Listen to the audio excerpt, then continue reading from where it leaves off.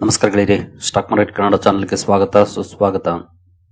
ಗೆಳೆಯರಿ, ವಿಡಿಯೋದಲ್ಲಿ ಒಂದು important topic ಬಗ್ಗೆ ಕವರ್ ಮಾಡ್ತಾ ಇದ್ದೀನಿ. ಬಹುಶಃ ನೀವೆಲ್ಲರೂ ಕಾತರದಿಂದ ಕಾಯ್ತಾ ಇದ್ದೀರಿ ಅನ್ಕೊಳ್ತೀನಿ ಈ ಟಾಪಿಕ್ ಬಗ್ಗೆ ತಿಳ್ಕೊಳ್ಳೋದಕ್ಕೆ. ಹಾಗೆ ಬಹುಶಃ ನಿಮ್ಗೆ ಈಗಾಗಲೇ ಗೊತ್ತಾಗಿರ್ಲಬಹುದು ಯಾವ ಟಾಪಿಕ್ ಅಂತ. ನೋಡೋಣ ಯಾಕೆ ಈ ರೀತಿಯ ರಿಯಾಕ್ಷನ್ ಈ ಸೆಗ್ಮೆಂಟ್ ಅಲ್ಲಿ ಇವತ್ತು ನೋಡ್ಲಿಕ್ಕೆ ಸಿಕ್ತು, ಅದರ ಹಿಂದಿನ ಕಾರಣ ಏನು ಅನ್ನೋದ್ರ ಬಗ್ಗೆ ತಿಳ್ಕೊಳ್ಳೋಣ. ನೆಕ್ಸ್ಟ್ ಮೂವ್ ಏನಾಗಿರ್ಬೇಕು, ಇದು ಬಹಳ ಮುಖ್ಯ. ಇದ್ರ ಬಗ್ಗೆ ಸ್ವಲ್ಪ ವಿಷಯನ ತಿಳ್ಕೊಳ್ಳೋಣ. ಮೊದಲಿಗೆ ಡಿಸ್ಕ್ಲೇಮರ್ ಕೊಡ್ಲಿಕ್ಕೆ ಇಷ್ಟಪಡ್ತೀನಿ. ಇಲ್ಲಿ ಕವರ್ ಮಾಡ್ತಿರುವಂತ ಯಾವುದೇ ಸ್ಟಾಕ್ ಆಗಲಿ ಅಥವಾ ಬೇರೆ ಇನ್ಸ್ಟ್ರೂಮೆಂಟ್ ಆಗಲಿ ಅದನ್ನ ರೆಕಮೆಂಡ್ ಮಾಡ್ತಿಲ್ಲ. ನೀವು ಫರ್ದರ್ ಸ್ಟಡಿ ಮೆಡಿಟೇಷನ್ ತಗೋಬಹುದು. ಆಸ್ ಎ ಎಜುಕೇಶನಲ್ ಪರ್ಪಸ್ ನಾನು ವಿಡಿಯೋ ಮುಂದೆ ತರ್ತಾ ಇದ್ದೀನಿ. ಹಾಗೆ ಅಕೌಂಟ್ ಓಪನಿಂಗ್ ಲಿಂಕ್ ಡಿಸ್ಕ್ರಿಪ್ಷನ್ ಅಲ್ಲಿ ಇರುತ್ತೆ. ಇಂಟ್ರೆಸ್ಟ್ ಇರೋರು ಅಕೌಂಟ್ ಅನ್ನು ಓಪನ್ ಮಾಡ್ಕೊಳ್ಬಹುದು. ಹಾಗೆ ಇಲ್ಲಿ ಮೆನ್ಷನ್ ಮಾಡಿರುವಂತ ಎಲ್ಲ ಸರ್ವಿಸಸ್ ನಮ್ಮ ಮೂಲಕ ಸಿಗುತ್ತೆ. ನಿಮ್ಗೆ ಏನಾದ್ರು ಇನ್ವೆಸ್ಟ್ಮೆಂಟ್ ಗೆ ಸಂಬಂಧಪಟ್ಟಂತೆ ಸಪೋರ್ಟ್ ಬೇಕು ಅಂತಂದ್ರೆ ಈ ನಂಬರ್ಗಳ ಮೂಲಕ ನಮ್ಮನ್ನ ಕಾಂಟ್ಯಾಕ್ಟ್ ಮಾಡಬಹುದು. ಹಾಗೆ ಅಕೌಂಟ್ ಓಪನ್ ಮಾಡುವಾಗ ಏನಾದರೂ ಸಮಸ್ಯೆಗಳಾದ್ರೆ ಸೇಮ್ ನಂಬರ್ಗೆ ಕಾಲ್ ಮಾಡಿ ನಮ್ಮ ಟೀಮ್ ಇಂದ ನಿಮಗೆ ಸಪೋರ್ಟ್ ಸಿಗುತ್ತೆ. ಗೆಳೆಯರೇ, ಇವತ್ತಿನ ಟಾಪಿಕ್ ಬಂದು gold and silver. Hot topic ಅಂತಾನೆ ಹೇಳ್ಬೋದು. ಇತ್ತೀಚಿನ ದಿನಗಳಲ್ಲಿ ಗೋಲ್ಡ್ ಅಂಡ್ ಸಿಲ್ವರ್ ಹಾಗೆ ಇತರೆ ಮೆಟಲ್ಸ್ ಇವತ್ತು ಭರ್ಜರಿ ಡೌನ್ ಪರ್ಫಾರ್ಮೆನ್ಸ್ ನೋಡ್ಲಿಕ್ಕೆ ಸಿಕ್ಕಿದೆ. ಇದು ಆಕ್ಚುಲಿ MCX ಅಲ್ಲಿ ಮೋರ್ ದನ್ 3% ಡೌನ್ ಫಾಲ್ ಇದೆ ಗೋಲ್ಡ್ ಅಲ್ಲಿ. ಇನ್ನು ಸಿಲ್ವರ್ ಗೆ ಬಂದ್ರೆ ಇಲ್ಲಿ ಮೋರ್ ದನ್ 10% ಡೌನ್ ಇದೆ. ಇದು MCX ಅಲ್ಲಿ ಆಸ್ ಆಫ್ ನೋ ಪರ್ಫಾರ್ಮೆನ್ಸ್. ಇನ್ನು ಇವತ್ತಿನ ನಮ್ಮ ಮೆಟಲ್ ಇಂಡೆಕ್ಸ್ ನ ಪರ್ಫಾರ್ಮೆನ್ಸ್ ಅನ್ನ ನೋಡಿದ್ರೆ ನೋಡಬಹುದು. ಮೆಟಲ್ ಇವತ್ತು 650 ಪಾಯಿಂಟ್ಸ್ ಅಥವಾ 5.21% ಡೌನ್ ಅಲ್ಲಿ ಕ್ಲೋಸಿಂಗ್ ಅನ್ನ ಕೊಟ್ಟಿದೆ. ಗ್ಯಾಪ್ ಡೌನ್ ಅಲ್ಲಿ ಓಪನ್ ಆಗಿದೆ. ಆ ನಂತರ ಕೂಡ ಪರ್ಫಾರ್ಮೆನ್ಸ್ ಡೌನ್ ವರ್ಡ್ ಮೂವ್ ಆಗಿದೆ. ಎಲ್ಲೋ ಏನ್ ರಿಕವರಿ ಮೋಡ್ಗೆ ಬರಲೇ ಇಲ್ಲ.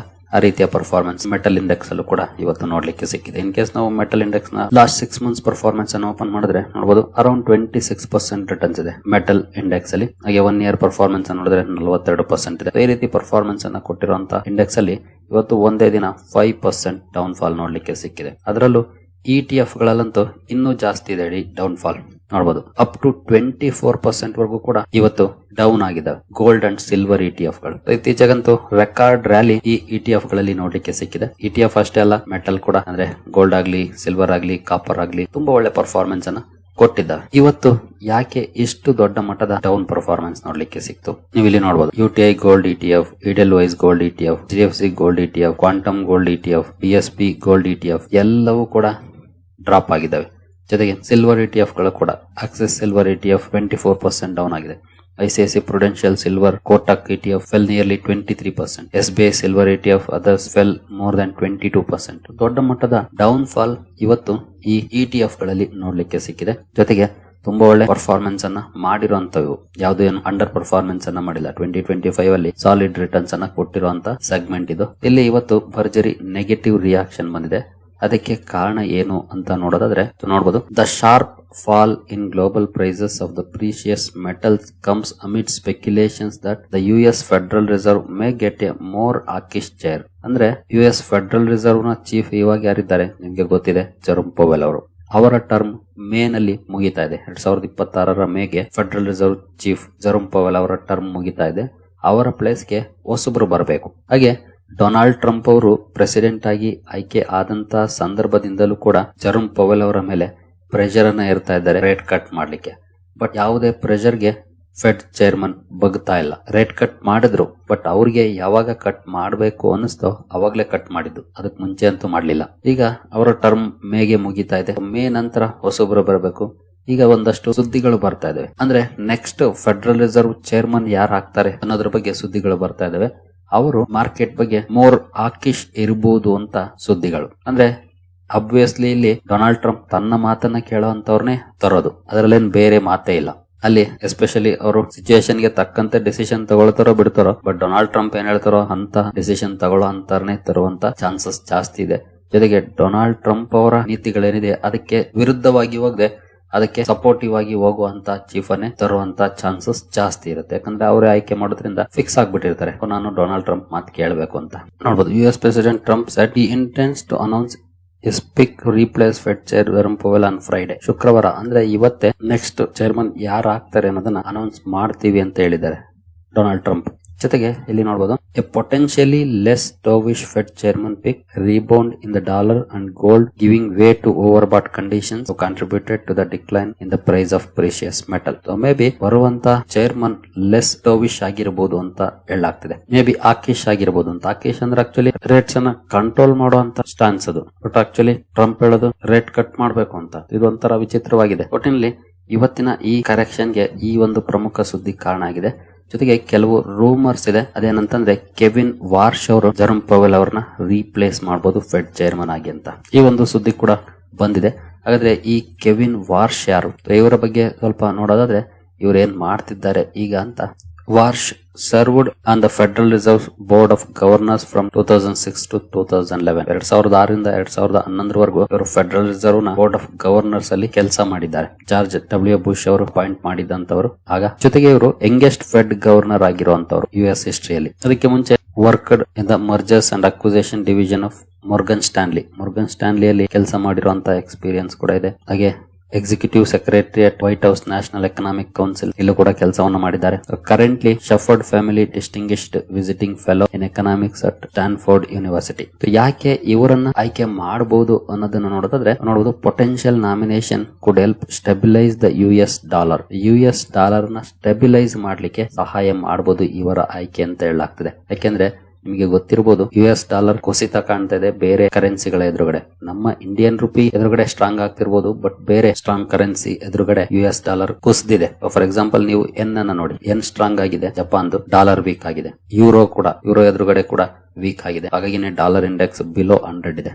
ನೀವು ಇಲ್ಲಿ ನೋಡಬಹುದು 96.51 ಇದೆ. ಇದು ಅಬೋವ್ 100 ಇದೆ ಅಂದ್ರೆ ಅದು ಸ್ಟೆಬಿಲೈಸೇಷನ್ ತೋರಿಸುತ್ತೆ. ಬಿಲೋ 100 ಅಂತಂದ್ರೆ ವೀಕ್ನೆಸ್ ಅನ್ನ ತೋರಿಸುತ್ತೆ. ಹಾಗಾಗಿ ಆ ಕಡೆ ಗಮನವನ್ನ ಹರಿಸಲಿಕ್ಕೆ ಇವರ ಆಯ್ಕೆ ಹೆಲ್ಪ್ ಮಾಡಬಹುದು ಅನ್ನೋ ಕಾರಣಕ್ಕೆ ಇವರನ್ನ ತರಬಹುದು ಅಂತ ಹೇಳಲಾಗ್ತದೆ.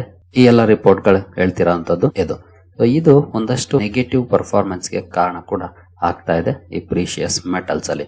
ಇನ್ನು ನಾವೇನ್ ಮಾಡ್ಬೇಕು, ಎಕ್ಸ್ಪರ್ಟ್ಸ್ ಏನ್ ಹೇಳ್ತಾರೆ, ಉದಾಹರಣೆಗೆ ನಾವೀಗಾಗಲೇ ಹೂಡಿಕೆ ಮಾಡಿದ್ದೀವಿ, ನಾವೇನ್ ಮಾಡ್ಬೇಕು ಅನ್ನೋದ್ರ ಬಗ್ಗೆ ನೋಡೋದಾದ್ರೆ, the market is divided between those viewing corrections as buying opportunities and those warning of overheated conditions, said Tanvi Kanchan, associate director at Anand Rathi Share and Stock Brokers. ಒಂದಷ್ಟು ಜನ ಅಪಾರ್ಚುನಿಟಿ ಅಂದ್ರೆ ಒಂದಷ್ಟು ಜನ ಸಾಕಷ್ಟು ರ್ಯಾಲಿ ಬಂದಿದೆ, profit booking ಬರ್ಬೋದು ಅಂತ ಕೂಡ ಹೇಳ್ತಿದ್ದಾರೆ. ಬಟ್ ಈ ಪ್ರೈಸ್ ಸ್ವಿಂಗ್ಸ್ ನ ನಡುವೆ ಕೂಡ fundamentals are compelling, driven by near record industrial demand from solar panels, electric vehicles and AI infrastructure. ಇವುಗಳು ಈ ಮೆಟಲ್ಸ್ ನ ಪ್ರೈಸ್ ನ ಸ್ಟೆಬಿಲೈಸ್ ಲೆವೆಲ್ ಅಲ್ಲೇ ಇರುವಂತ ಎನ್ವಿರಾನ್ಮೆಂಟ್ ಅನ್ನ ಕ್ರಿಯೇಟ್ ಮಾಡ್ತಿದ್ದಾರೆ. ಸೊ ಖಂಡಿತ ಶಾರ್ಟ್ ಟರ್ಮ್ ಅಲ್ಲಿ ವೊಲಟಿಲಿಟಿ ಇರಬಹುದು, ಬಟ್ ಲಾಂಗ್ ರನ್ ಅವಕಾಶಗಳನ್ನ ನೋಡಿದಾಗ ತುಂಬಾ ದೊಡ್ಡ ಮಟ್ಟದ ಕರೆಕ್ಷನ್ ಬರುವಂತ ಸಾಧ್ಯತೆಗಳು ತುಂಬಾ ಕಡಿಮೆ ಅಂತ ಹೇಳಲಾಗ್ತಿದೆ. ಬರಬಹುದು, ಒಳ್ಳೆ ರ್ಯಾಲಿಯ ನಂತರ 10, 15, 20% ಕರೆಕ್ಷನ್ ಆಗಬಹುದು, ಅಥವಾ 30% ಆಗಬಹುದು. ಯಾಕಂದ್ರೆ ಪಾನಿಕ್ ಕ್ರಿಯೇಟ್ ಮಾಡ್ಬೇಕಲ್ಲ. ಹಾಗಾಗಿ ಈ ರೀತಿಯ ಪರ್ಫಾರ್ಮೆನ್ಸ್ ಕೆಲವು ಸಲ ಬರುತ್ತೆ, ಬಟ್ ಅದಕ್ಕೆ ಆಸ್ ಎ ಇನ್ವೆಸ್ಟರ್ಸ್ ತಲೆ ಕೆಡಿಸ್ಕೊಳ್ಳೋ ಅವಶ್ಯಕತೆ ಇರೋದಿಲ್ಲ. ಆಸ್ ಎ ಟ್ರೇಡರ್ಸ್ ತಲೆ ಕೆಡಿಸ್ಕೊಳ್ಬೇಕು ಅಪ್ಸ್ ಅಂಡ್ ಡೌನ್ಸ್ ಗೆ. ಇನ್ವೆಸ್ಟರ್ ಆದ್ರೆ ತಲೆ ಕೆಡಿಸ್ಕೊಳ್ಳೋ ಅವಶ್ಯಕತೆ ಇರಲ್ಲ, ಜಸ್ಟ್ ಸುಮ್ನೆ ಇರಬೇಕು ಅಷ್ಟೇ ತಾಳ್ಮೆಯಿಂದ. ಆದ್ರೆ ಇಲ್ಲಿ ಇನ್ನೊಂದು ಇಂಪಾರ್ಟೆಂಟ್ ವಿಷಯ ಏನು ಅಂತಂದ್ರೆ, 2025ರಲ್ಲಿ ಏನ್ ಪರ್ಫಾರ್ಮೆನ್ಸ್ ಬಂತು ಅದೇ ರೀತಿಯ ಪರ್ಫಾರ್ಮೆನ್ಸ್ ಅನ್ನ 2026ರಲ್ಲೂ ಕೂಡ ಎಕ್ಸ್ಪೆಕ್ಟ್ ಮಾಡೋದು ತಪ್ಪಾಗ್ಬೋದು. ಬಹುಶಃ ಹಿಂದಿನ ವರ್ಷ ತರನೇ ಮುಂದಿನ ವರ್ಷನೂ ಇರುತ್ತೆ ಅಂತ ಹೇಳಕ್ ಆಗೋದಿಲ್ಲ. ಅದಕ್ಕಿಂತ ಚೆನ್ನಾಗೂ ಇರ್ಬೋದು ಅಥವಾ ಅದಕ್ಕಿಂತ ಅಂಡರ್ ಪರ್ಫಾರ್ಮೆನ್ಸ್ ಇರ್ಬೋದು, ಬಟ್ ಡೀಸೆಂಟ್ ಪರ್ಫಾರ್ಮೆನ್ಸ್ ಇದ್ರೆ ಸಾಕಲ್ವಾ. 15 to 20% ಅಂದ್ರೂ ಒಳ್ಳೆ ರಿಟರ್ನ್ಸ್ ಅದು. ಆ ರೀತಿಯಾಗಿ ಯೋಚನೆ ಮಾಡ್ಬೇಕು. ಓವರ್ ಎಕ್ಸ್ಪೆಕ್ಟೇಷನ್ ಇಟ್ಕೊಂಡ್ರೆ ಖಂಡಿತ ಡಿಸಪಾಯಿಂಟ್ಮೆಂಟ್ ಆಗುತ್ತೆ. ಜೊತೆಗೆ ಅಸೆಟ್ ಅಲೋಕೇಶನ್ ಬಹಳ ಮುಖ್ಯ. ನೀವು ಇಲ್ಲಿ ಒಳ್ಳೆ ಪರ್ಫಾರ್ಮೆನ್ಸ್ ಬರ್ತಿದೆ ಅಂತ ಎಲ್ಲ ತಂದ್ಬಿಟ್ಟು ಇಲ್ಲೇ ಹಾಕಿ ಕೂತ್ಕೊಂಡ್ರೆ, ಇನ್ ಕೇಸ್ ಏನಾದ್ರೂ ಒಂದು 30-40% ಕರೆಕ್ಷನ್ ಆಯ್ತು, ಏನ್ ಮಾಡ್ತೀರಿ? ಓವರ್ ಆಲ್ ಪೋರ್ಟ್ಫೋಲಿಯೋ ಡಮಾರ್ 30-40% ಕರೆಕ್ಷನ್ ಆದ್ರೆ. ಹಾಗಾಗಿ ಅಸೆಟ್ ಅಲೋಕೇಶನ್ ಬಹಳ ಮುಖ್ಯ. ಏನು ನಿಮ್ಮ ಪೋರ್ಟ್ಫೋಲಿಯೋದ 5-10% ಅಲೋಕೇಶನ್ ಅನ್ನ ಈ ಕಡೆ ಕೊಟ್ರೆ ಓಕೆ, ಬಟ್ ಅದಕ್ಕಿಂತ ಜಾಸ್ತಿ ಖಂಡಿತ ಅದು ರಿಸ್ಕ್ ಅನ್ನ ಜಾಸ್ತಿ ಮಾಡುತ್ತೆ. ಈ ರೀತಿಯಾಗಿ ಸ್ಟ್ರಾಟಜಿಕ್ ಮೂವ್ಸ್ ಬಹಳ ಮುಖ್ಯ. ಪಾನಿಕ್ ಆಗೋದಾಗ್ಲಿ ಅಥವಾ ಓವರ್ ಎಕ್ಸೈಟ್ಮೆಂಟ್ ಇಂದ ತಗೊಳ್ಳೋದಾಗ್ಲಿ, ಇವೆಲ್ಲ ಮಾರ್ಕೆಟ್ ಅಲ್ಲಿ ಎಮೋಷನ್ಸ್ ವರ್ಕ್ ಆಗೋದಿಲ್ಲ. ಸ್ಟ್ರಾಟಜಿ ಬಹಳ ಮುಖ್ಯ ಆಗುತ್ತೆ. ಸ್ಟ್ರಾಟಜಿಗಳನ್ನ ಫಾಲೋ ಮಾಡಿ, ಅದ್ಯಾವ್ದಾದ್ರು ಆಗಿರ್ಲಿ. ನೀವು ಎಲ್ಲೇ ಹೂಡಿಕೆ ಮಾಡಿ, ಸ್ಟಾಕ್ ಅಲ್ಲಾಗ್ಲಿ, ರಿಯಲ್ ಎಸ್ಟೇಟ್ ಅಲ್ಲಾಗ್ಲಿ, ಅಥವಾ ಮೆಟಲ್ಸ್ ಅಲ್ಲಾಗ್ಲಿ, ಅಂದ್ರೆ ಸಿಲ್ವರ್ ಅಂಡ್ ಗೋಲ್ಡ್ ಆಗ್ಲಿ, ಅಥವಾ ಬೇರೆ ಯಾವುದೇ ಕಾಪರ್ ಆಗ್ಲಿ, ಎಲ್ಲೇ ಮಾಡಿದ್ರು ಅಸೆಟ್ ಅಲೋಕೇಶನ್ ಮಸ್ಟ್. ಅದನ್ನ ನಾವು ಫಾಲೋ ಮಾಡಬೇಕು. ಸಿಂಪಲ್ ರೂಲ್ಸ್ ಗಳು. ಅದನ್ನ ಫಾಲೋ ಮಾಡಿಲ್ಲ ಅಂದ್ರೆ ಖಂಡಿತ ನಾವು ಇವತ್ತಲ್ಲ ನಾಳೆ ತಗಲಾಕೊಳ್ಳೋ ಚಾನ್ಸಸ್ ಇದ್ದೇ ಇರುತ್ತೆ. ಹಾಗಾಗಿ ಇದನ್ನ ಫಾಲೋ ಮಾಡಿ. ಖಂಡಿತ ಕರೆಕ್ಷನ್ ಅಂತೂ ಇದ್ದೇ ಇರುತ್ತೆ. ಒಳ್ಳೆ ರ್ಯಾಲಿ ನಂತರ ಒಂದಷ್ಟು ಕರೆಕ್ಷನ್ ಬಂದೇ ಬರುತ್ತೆ. ಬಟ್ ಕರೆಂಟ್ ಕಂಡೀಷನ್ ಏನಿದೆ, ಗ್ಲೋಬಲ್ ಅನ್ಸರ್ಟನಿಟೀಸ್ ಇರುವಾಗ ನಾವು ಮೆಟಲ್ ನ ಅಂಡರ್ ಪರ್ಫಾರ್ಮೆನ್ಸ್ ಮಾಡುತ್ತೆ ಅಂತ ಎಕ್ಸ್ಪೆಕ್ಟ್ ಮಾಡಕ್ ಆಗೋದಿಲ್ಲ. ಜೊತೆಗೆ ಮೆಟಲ್ ಯಾವಾಗ ಅಂಡರ್ ಪರ್ಫಾರ್ಮೆನ್ಸ್ ಮಾಡಬಹುದು ಅಂದ್ರೆ, ಮೆಟಲ್ ಅಂದ್ರೆ ನಾನಿಲ್ಲಿ ಮಾತಾಡ್ತಿರೋದು ಗೋಲ್ಡ್ ಅಂಡ್ ಸಿಲ್ವರ್ ಬಗ್ಗೆ ಹಾಗೂ ಕಾಪರ್ ಬಗ್ಗೆ ಕೂಡ ಗಮನ ಇರಲಿ. ಒನ್ಸ್ ಈಕ್ವಿಟಿ ಮಾರ್ಕೆಟ್ ಚೆನ್ನಾಗಿ ಪರ್ಫಾರ್ಮ್ ಮಾಡಕ್ ಶುರು ಮಾಡ್ತು ಅಂದ್ರೆ, ಅಂತ ಸಂದರ್ಭದಲ್ಲಿ ಮೆಟಲ್ ಅಲ್ಲಿ ಒಂದಷ್ಟು ಕರೆಕ್ಷನ್ ಅಥವಾ ಸ್ಟೆಬಿಲೈಸ್ ಆಗ್ಬಹುದು ಒಂದ್ ಲೆವೆಲ್ ಅಲ್ಲಿ. ಬಟ್ ಈಕ್ವಿಟಿ ಮಾರ್ಕೆಟ್ಸ್ ಅಲ್ಲಿ ಅಂತ ಒಳ್ಳೆ ಪರ್ಫಾರ್ಮೆನ್ಸ್ ಇಲ್ಲ, ಜೊತೆಗೆ ಸುಂಕಗಳ ಸುದ್ದಿಗೆ ಮಾರ್ಕೆಟ್ ಅಪ್ ಆಗ್ತಿಲ್ಲ ಅಂದಾಗ ಆಬ್ವಿಯಸ್ಲಿ ಮೆಟಲ್ ಕಡೆ ಜನ ಫೋಕಸ್ ಮಾಡೇ ಮಾಡ್ತಾರೆ. ಜೊತೆಗೆ ಇಂಡಸ್ಟ್ರಿಯಲ್ ಡಿಮಾಂಡ್ ಕೂಡ ಜಾಸ್ತಿ ಆಗ್ತಾ ಇದೆ. ಇದೆಲ್ಲವೂ ಕೂಡ ಈ ಸೆಗ್ಮೆಂಟ್ ನ ಇನ್ನೂ ಒಂದಷ್ಟು ಮೇಲೆ ತಗೊಂಡು ಹೋಗುವಂತ ಸಾಧ್ಯತೆಗಳು ಇದ್ದೇ ಇದೆ. ಬಟ್ ಅಗೇನ್ ಗಮನ ಇರಲಿ, 2025 ತರನೇ 26 ಇರುತ್ತೆ ಅಂತ ಅಲ್ಲ, ಅದಕ್ಕಿಂತ ಚೆನ್ನಾಗೂ ಇರ್ಬೋದು ಅಥವಾ ಅದಕ್ಕಿಂತ ಡೌನ್ ಇರ್ಬೋದು, ಅದು ನೆನಪಿರ್ಲಿ. ಇಂಡಸ್ಟ್ರಿಯಲ್ ಡಿಮಾಂಡ್ ಕೂಡ ಚೆನ್ನಾಗಿದೆ. ಇನ್ ಕೇಸ್ ನಿಮ್ಗೆ ಇಷ್ಟು ದೊಡ್ಡ ವಾಲಟಿಲಿಟಿ ತಡ್ಕೊಳಕ್ ಆಗೋದಿಲ್ವಾ, ಟೇಕ್ ಯುವರ್ ಡಿಸಿಷನ್ ಅಷ್ಟೇ. ಇನ್ನು ಇವತ್ತು ಕಾಪರ್ ರಿಲೇಟೆಡ್ ಶೇರ್ ಗಳಲ್ಲೂ ಕೂಡ ಡೌನ್ ಪರ್ಫಾರ್ಮೆನ್ಸ್ ಇದೆ. ಇದು ಆಕ್ಚುಲಿ ನಿನ್ನೆ ಸುದ್ದಿ, ಇವತ್ತಿಂದಲ್ಲ, ಡೇಟ್ ಕೂಡ ನೋಡಬಹುದು. ಬಟ್ ಇವತ್ತು ಹಿಂದೂಸ್ತಾನ್ ಕಾಪರ್ ಅಲ್ಲೂ ಕೂಡ ನಿಯರ್ಲಿ 10% ಡೌನ್ ಫಾಲ್ ಇದೆ. ಇನ್ನು ಕಾಪರ್ ವಿಚಾರಕ್ಕೆ ಬಂದ, ಕಾಪರ್ ಕೂಡ ಇಂಡಸ್ಟ್ರಿಯಲ್ ಡಿಮಾಂಡ್ ಇರುವಂತದ್ದೇ. ಇಲ್ಲಿ ಎಸ್ಪೆಷಲಿ ಕಾಪರ್ ಅಲ್ಲಿ ಒಳ್ಳೆ ರ್ಯಾಲಿ ನೋಡ್ಲಿಕ್ಕೆ ಸಿಗ್ತಾ ಇರೋದು. ಡಿಮಾಂಡ್ ಜಾಸ್ತಿ ಇದೆ, ಸಪ್ಲೈ ಕಡಿಮೆ ಇದೆ ನೋಡಬಹುದು. According to Indonesian Mining Association, the metal once dubbed Dr. Copper has been transformed into what Bloomberg Intelligence now calls King of Commodities. Dr. Copper ಅಂತ ಕರೀತಿದ್ದದು King of Commodities ಆಗಿದೆ. ಜೊತೆಗೆ expected to account for more than 35% of diversified miners EBITDA by 2026. 35% EBITDA ಗೆ contribution ಮಾಡಬಹುದು ಅಂತ ಹೇಳಲಾಗ್ತಿದೆ. 8 years ago 21% ಇತ್ತು. 2026 35% ಗೆ ಹೋಗಬಹುದು ಅಂತ. ಇನ್ನು ಯಾಕೆ ಕಾಪರ್ ಪ್ರೈಸ್ ಜಾಸ್ತಿ ಆಗ್ತಾ ಇದೆ? ಗೋಲ್ಡ್ಮನ್ ಸಚಸ್ ಅವರು 3 ಕಾರಣಗಳನ್ನು ಕೊಡ್ತಾ ಇದ್ದಾರೆ. Buyer sharply increased request in December to withdraw metal from London metal exchange warehouses, underscoring tight supply condition outside the US. London metal exchange ಅಲ್ಲಿ ಇರುವಂತ